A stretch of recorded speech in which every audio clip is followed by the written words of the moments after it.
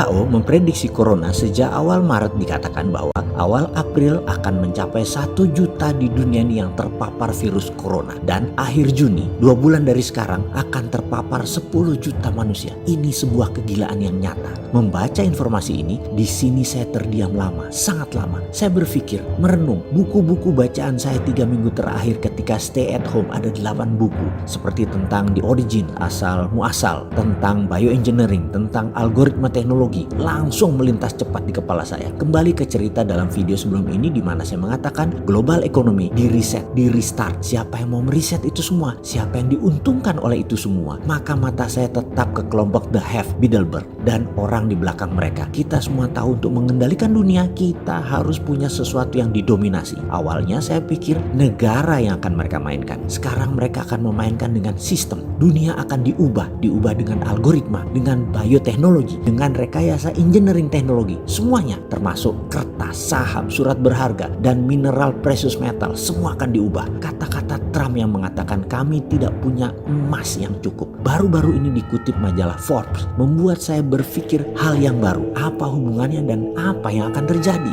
Oke, kita mundur sedikit ke zaman sebelum Keynesian. Sebelum 1930, itu adalah periode sebelum Keynesian. Uang atau money itu hanya pelumas transaksi. Money is just greasing the transaction. Uang sebelum itu gak dipuja seperti sekarang, gak ditakuti seperti sekarang, gak dijaga seperti sekarang. Uang ya hanya pelumas, pelancar, mempermudah sebuah transaksi saja. Uang di zaman Keynesian jadi bukan saja pelumas transaksi, tapi menjadi komoditas, menjadi papers, menjadi jaminan, menjadi surat hutang. Akhirnya menjadi benda yang harus dikontrol keberadaannya dengan bank sentral. Ada nilai turun naiknya inflasi, dipuja, ditakuti, dikasih syarat, persis sesajen, dan lain sebagainya. Uang mendadak menjadi ada rumus fisikanya. Uang mendadak jadi ada rumus matematikanya. Bukan lagi pendukung sektor real uang itu. Bukan lagi pendukung sektor produksi. Bukan juga kebutuhan pasar. Namun bisa nggak ada urusan dengan sektor real. Uang bisa diterbitkan dari angin kek, dari perang kek, dari penyakit kek. Pokoknya uang adalah solusinya. Sebagai penganut New Economic Model yang gencar dipromosikan di dunia sejak 2009, maka kaum yang percaya MMT itu menyebut dirinya kaum ekonom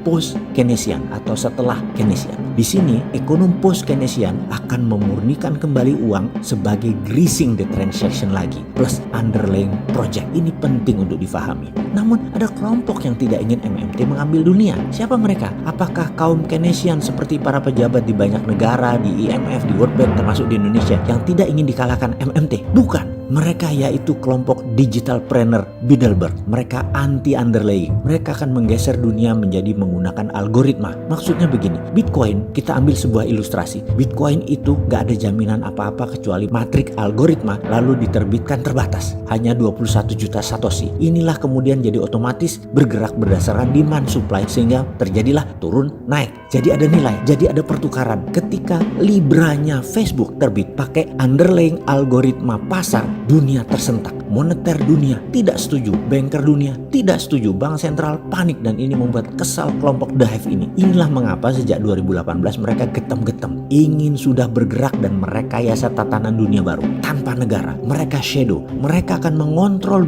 digital dunia. Bilderberg itu mengkonsolidate Instagram, IG, Facebook, Google, YouTube, TikTok, Twitter, Amazon, Alibaba, dan panjang lagi list teknologi yang gak selesai 20 lembar tulisan. Makanya seperti dalam video sebelum ini, merubah sistem harus decoupling masa lalu, keterputusan dengan masa lalu. Seperti dunia sebelum perang dunia pertama dengan sistem kolonialismenya. Setelah dunia berubah total, lalu antara setelah perang dunia pertama sampai perang dunia kedua, dunia beda dengan setelah perang dunia kedua. Seperti yang kita alami saat ini. Setelah perang dunia pertama, itu putus. Bukan reformasi, bukan transformasi, beda, putus. Dan ketika virus corona disebar di tahun 2019 akhir, kemarin yang diperkirakan akan mematikan 30 juta umat manusia, seperti prediksi Bill Gates di tahun 2018, akan memapar separuh penduduk dunia. Apakah ini tidak akan terjadi demi decoupling keterlepasan dengan masa lalu? Untuk meriset dunia perlu perang, dan kali ini perang biologi. Manusia melawan virus. Dunia at war time sekarang. Masih nggak paham juga. Masih perlu IMF, masih cari utangan, masih mikirin ekonomi. Ini survival mode. Kalau Anda pejabat sekarang, pikirkan survival of the nation. Virus merubah